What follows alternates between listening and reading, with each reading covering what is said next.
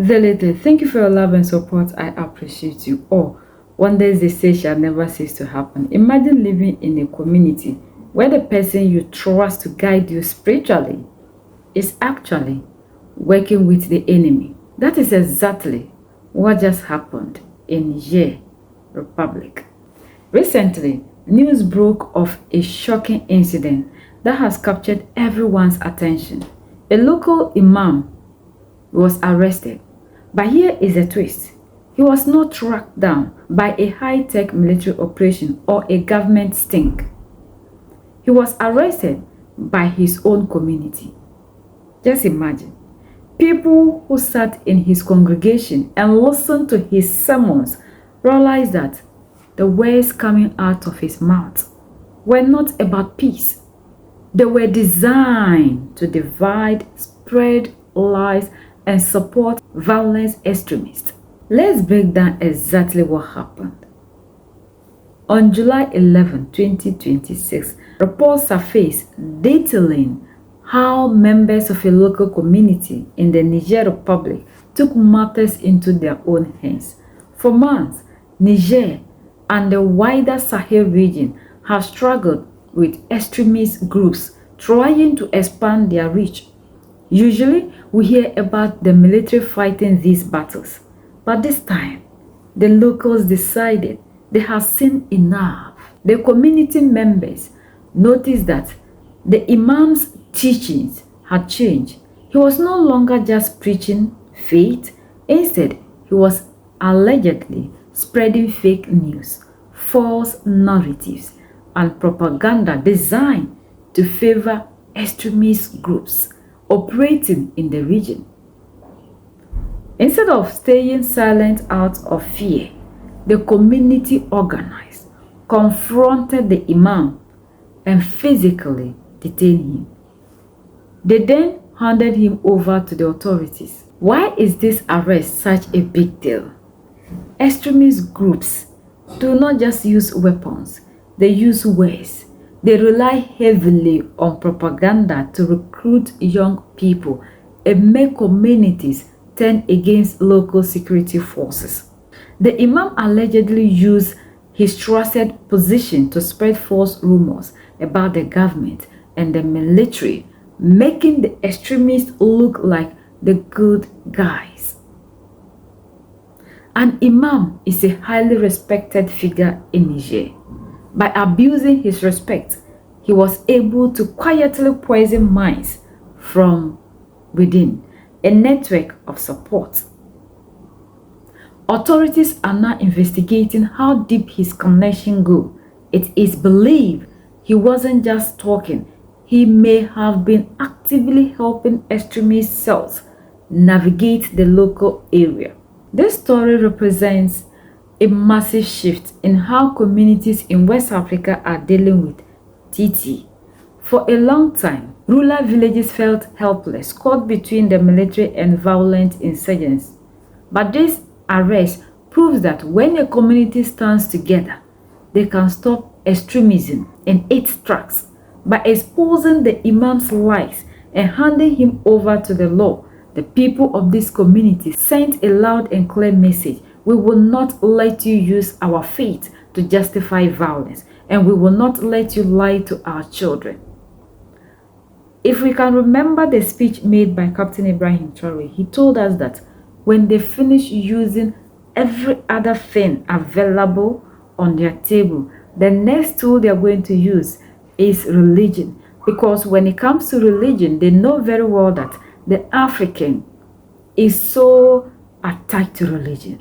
We can go to any length in the name of religion. And whenever somebody is called a man of God, whatever that comes out of the person's mouth, we believe it without questioning. So because of that, they have resort into using these so-called men of God in order to spread misinformation. And it is very easy because they know that when we listen to them, we believe everything that comes, and then we will rise against the government. I think people should know it better. It's not like the one that happened in Burkina Faso, because in Burkina Faso, it was the authority that went after this man. But in Niger, it was the citizens that went after this man.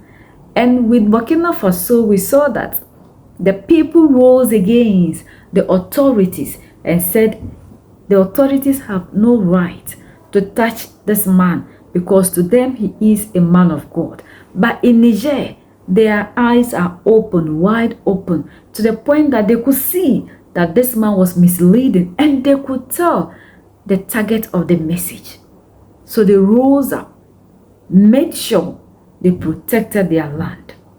But Burkina Faso chose religion, and we saw how they were dealt with. The punishment they gave to them. This goes to all of us. It is high time the African wakes up. People are using this religion, like we always tell you, it's a tool to manipulate us because they believe so much and they know so much that when it comes to that, we can go to any length just to destroy our own selves. And when we finish, we'll sit here and still be praying for that which we have destroyed. I love the courage of the Nigerian people, and this shows us how awoken the people in Niger are and how they understand the struggle and how they understand what sovereignty is all about. Unlike some of us who are still in the democratic elected, who are very brainwashed, and we believe that everything that we need is democracy. Yet under the guise of that system, our resources are moving out.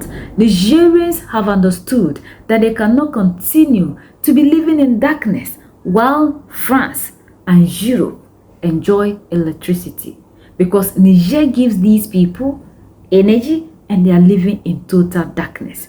How does this make sense to the African? So these are the things that the Nigerians are seeing, because look at the beautiful thing that we are seeing in Niger. Nationalizing your resources, making sure that everything in your country benefits you, not other people. And these are the things that we need all Africans to understand, because our strength, our happiness, our freedom, our liberation lies in this awakening.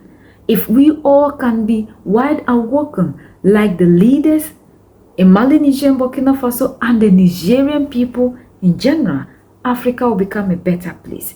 It is time for us to know that religion can never be used as a tool anymore against the black person.